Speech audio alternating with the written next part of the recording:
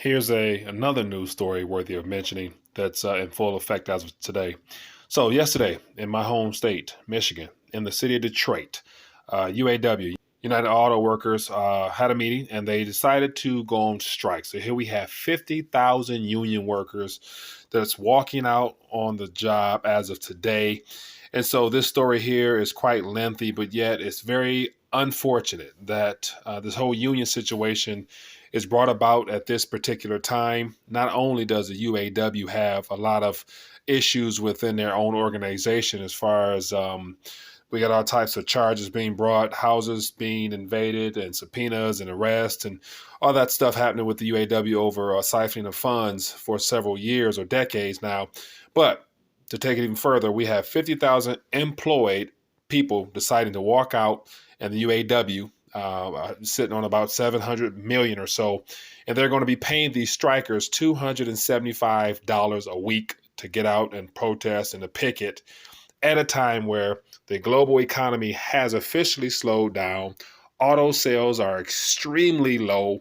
Therefore, the whatever profits that the automakers have made over the last decade during this artificial economy will be needed to basically keep their doors open in this next decade, where the full flash recession slash greatest depression probably of all time comes into effect.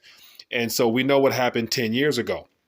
Just to rewind the clock briefly, prior to this 07, 08 situation in 07, GM workers went on strike. And at that time, there was approximately 70,000 or so employees that decided to take off. I think it was about a 2-day strike altogether. But yet fast forward, we know what happened during the Great Recession when the automakers in Michigan, just pretty much stationed all around this country and the world, needed to be bailed out. And so GM was the front runner of needing to be bailed out. And we know what happened since then. There's been a lot of layoffs, a lot of restructuring. And so from the pre-great financial crisis, when there were 70,000 employees that took time off, now we're looking at 50,000. So that's a 20,000 difference over the last decade due to plant closures or whatnot. And if you guys, remember from earlier this year, we had at the beginning where GM was restructuring a part of their, revitalizing their programs. So they closed 4 plants here in Michigan, I believe Ohio, and probably Indiana, and laid off, I think it was about 7,000 people, give or take a lot more that's coming. And so here we have 50,000 deciding to walk out at a time where, in my opinion, due to the economic slowdown, due to just world events that's taking place, these people at this current time, they're asking for things which are, I would assume, only right given their situation.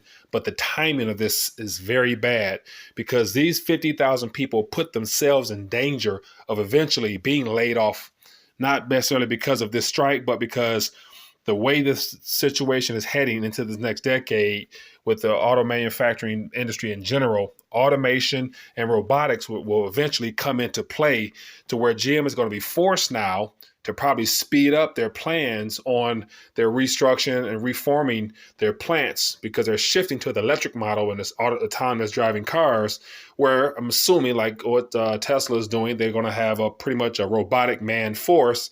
And so there will be less need for actual manpower. So the people who's out here with these signs protesting, just demanding more pay, more benefits, more rights, and everything that they believe they are due, whether they are or not, that's another issue. But point in case is, at the cost of losing your job and future employment because of the economic slowdown, I think this is just bad timing, and it's unfortunate that, as I mentioned before, wherever the auto manufacturing industry goes, there goes our nation. And with 50,000 people deciding to strike right before it's officially announced that we're in a recession and all the policies that come into play after that, I don't think 50,000 people, in the next year or two will be going back to GM. And this is not to mention Ford, as well as Chrysler, which the same UAW, United Auto Workers Union, is getting ready to, position those manufacturer plants with some proposals as well for the same exact thing. And I would imagine, either Ford or Chrysler, who are already struggling, will decide to play ball with the UAW and give people more. And so the more that they get, the less likely they'll be able to keep that and retain that in this next decade.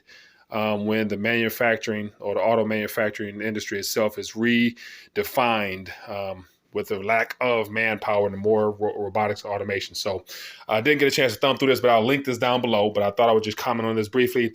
Let me know what you think. Leave a comment down below. This is very unfortunate, bad timing, and it's just unfortunate that, you know, the union itself, which was set up, I think it was 1936 or so, to basically give labor workers more rights and more privileges, but yet over the last couple of decades, they've been demanding more than the actual labor has caused for, and therefore the UAW might be the ruin thousands of people now. So if that been the case, stop ranting. Let me know your thoughts down below. And if you find this important, definitely share this, because once again, if you're striking, this might be your last strike. Enjoy your day.